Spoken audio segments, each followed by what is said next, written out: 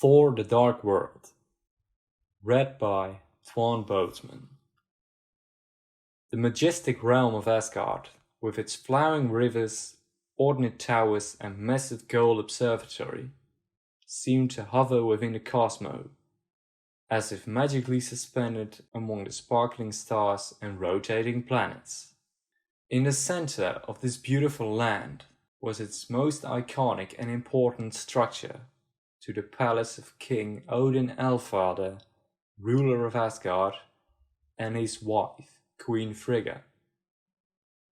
Beneath the enormous throne room, the large and lively dining rooms, the calming healing room, and the rest, lay the Asgardian dungeon, located at the very bottom of the palace, lower still than the heavily guarded vault room that had housed Asgard's most amazing and dangerous treasures.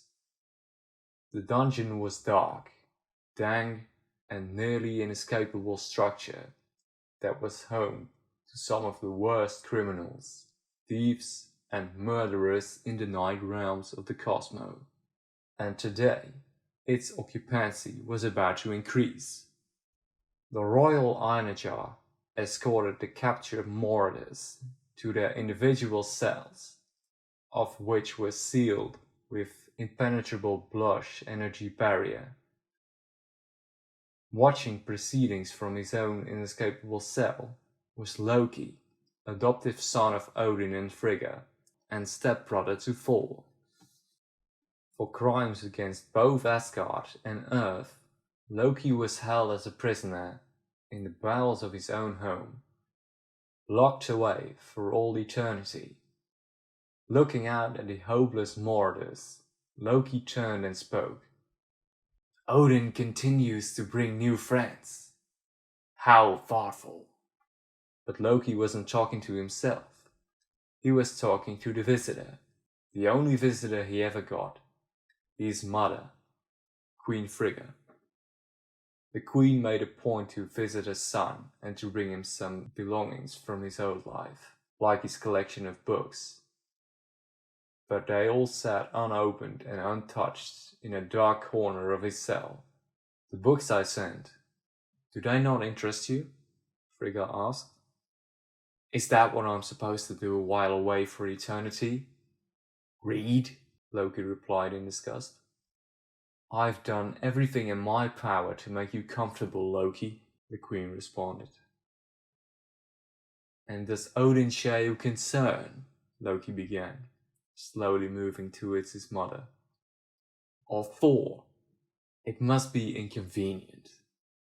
My brother asking after me day and night, he said with sarcasm in his voice. You know full well it was your actions that brought you here, Frigga said. This only angered Loki further. I was merely giving truth to the lie I've been told my entire life. I was born to be king, Loki stated as a matter of fact. A true king admits his faults. You have to take responsibility for any of your choices, Frigga asked, her anger escalating. What of the lives you took on Earth? A mere handful compared to the number Odin has taken himself, Loki said with a vicious smile. Your father. He's not my father! Loki yelled, his voice echoing throughout the chamber. There was a moment of silence, and then Frigga finally spoke. Then I'm not your mother? She whispered. You are not, Loki said, his words stabbing. Always so perspective about everyone but yourself, Frigga said as Loki reached his hand up to hers. But Loki's hand merely moved through her, and with a shimmer, the image of Frigga dissolved into the ether.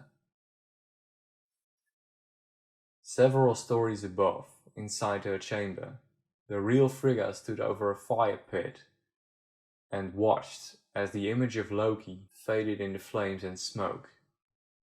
He will only disappoint you, a voice said from behind. It was Thor. Why indulge him? Thor continued. The gifts, the visits. Thor couldn't understand how Frigga still had so much compassion for someone who had done so much evil. I think if you ask the gods, they will tell you I was never there, Frigga said with a hint of smile.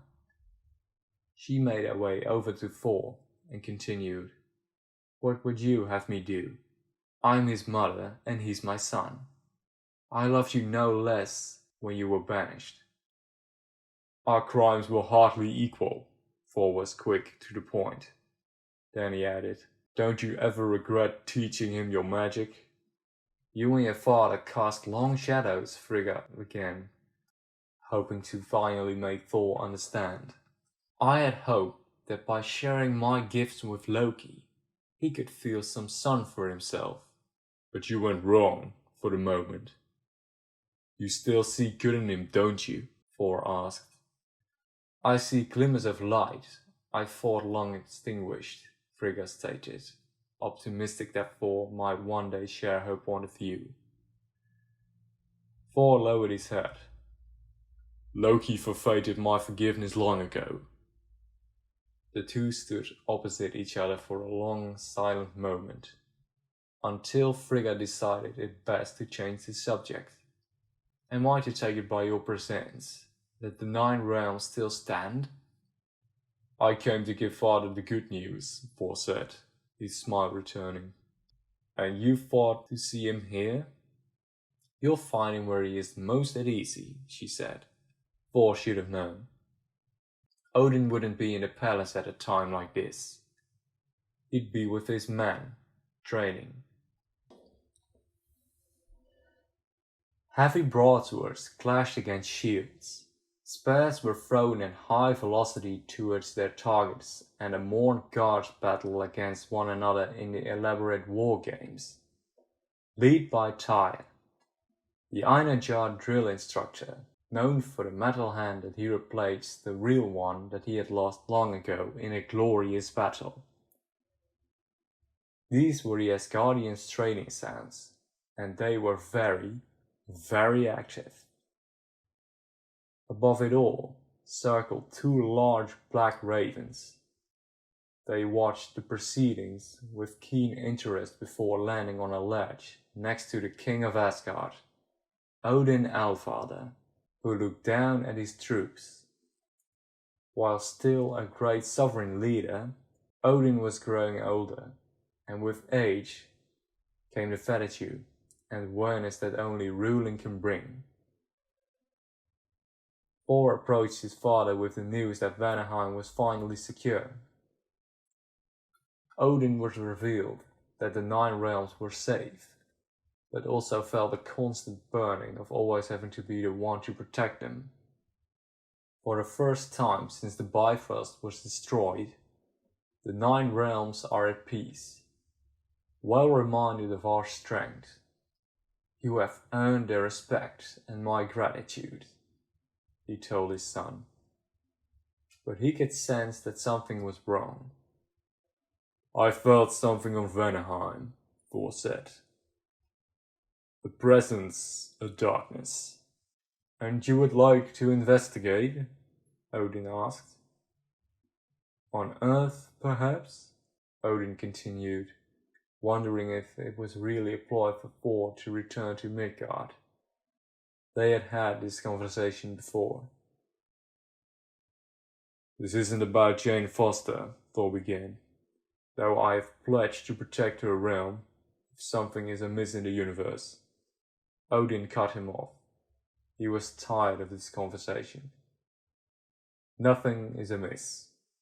Save your distracted heart, he instructed. Mortal lives are fleeting. You would be better served what lies in front of you, Odin asked, nodding down at the training sounds at the arrival of Lady Sif, who is instructed the Einarjar on how to disarm an opponent. Feeling like she was being watched, Sif looked up to Thor and caught his eye. The two smiled at one another as Odin continued. I tell you this not as your Allfather, but as your father. Lament not what you have lost, Looking towards Lady Sif, he continued, "But embrace what you've won." Thor thought heavily. His heart was still on Midgard with Jane, but he would consider his father's words. "Now go," Odin continued. "Join your warriors.